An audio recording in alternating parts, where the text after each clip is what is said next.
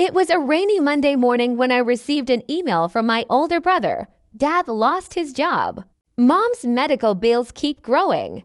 I know money is probably tight for you, but if you can help, we'd really appreciate it. I read the message twice before letting out a quiet laugh. If only my family knew the truth. They believed I was struggling to survive, working temporary jobs and renting a tiny apartment. They had no idea I was sitting inside the top floor office of my own company, looking out over the Chicago skyline from a building I own. My name is Elsie Vaughn. I was 27 years old, and my business was worth millions 15 years earlier.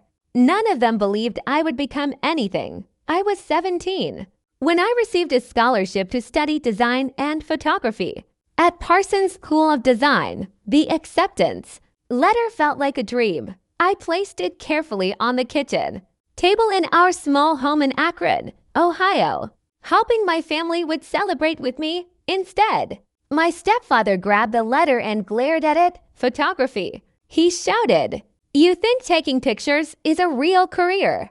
I earned a scholarship. I replied quietly, "I can pay for most of it myself." He slammed the letter onto the table. "You're going to medical school like your brother." End of discussion. For years I had done everything he asked. I stayed quiet. I followed rules. I tried to earn his approval, but something inside me finally broke. "No," I said. The room became completely silent. His face turned red with anger. "What did you say?"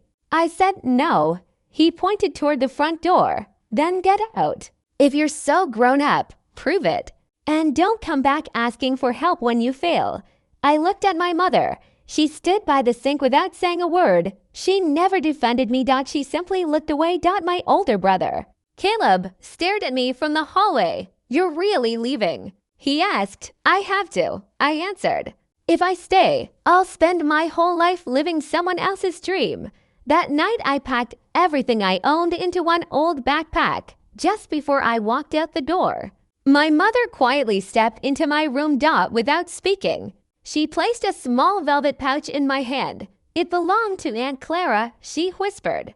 "She wanted you to have it when the time was right." Inside the pouch was a beautiful gold locket. There was also a tiny folded letter and a small key. The letter contained only one sentence: "Open the safety deposit box when you're ready to begin your real life." I rented the cheapest motel room I could find and barely slept that night. The next morning, I went to the bank listed in the letter. The manager unlocked a small safety deposit box and left me alone. Inside were several carefully wrapped pieces of antique jewelry, old documents, and another handwritten letter from Aunt Clara. She explained everything. For years she had quietly collected rare Art Nouveau and Art Deco jewelry. She believed the collection should belong to someone who could recognize its value instead of selling it without understanding its history. At the end of the letter she wrote one name: Renzo Vega. She told me to visit him before making any decisions. I almost turned around several times before entering his antique gallery. The place smelled of old books and polished wood. An elderly man looked up from his desk as I placed the jewelry in front of him. He carefully examined each piece through a magnifying glass. Nearly an hour passed before he finally looked at me. "Do you know what you have here?" I shook my head. He smiled. "This collection is worth more than $400,000. I nearly dropped the chair beneath me. "There has to be some mistake." "There isn't," he replied. Then he asked me a question that changed my life. "Would you like to learn this business?" I accepted without hesitation.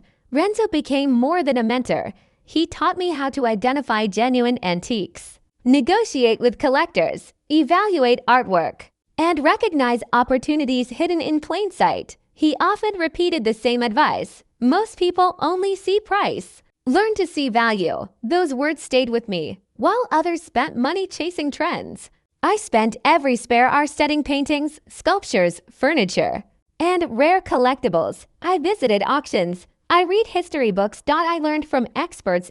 Every profit I earned went back into the business. At 20, I launched a small online gallery. At 23, I opened my first showroom in Chicago. Clients slowly became investors. Investors became partners. One successful deal led to another. Within a few years, my company had grown into one of the country's most respected private art brokerage firms, yet my family knew none of it. Whenever they asked how I was doing, I smiled and said, "I'm getting by."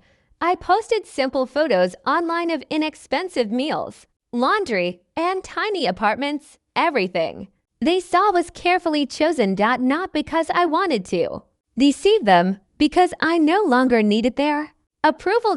Or at least that was what I kept telling myself. Then Caleb's email arrived for the first time in years. I wondered if keeping my success hidden had finally reached its end.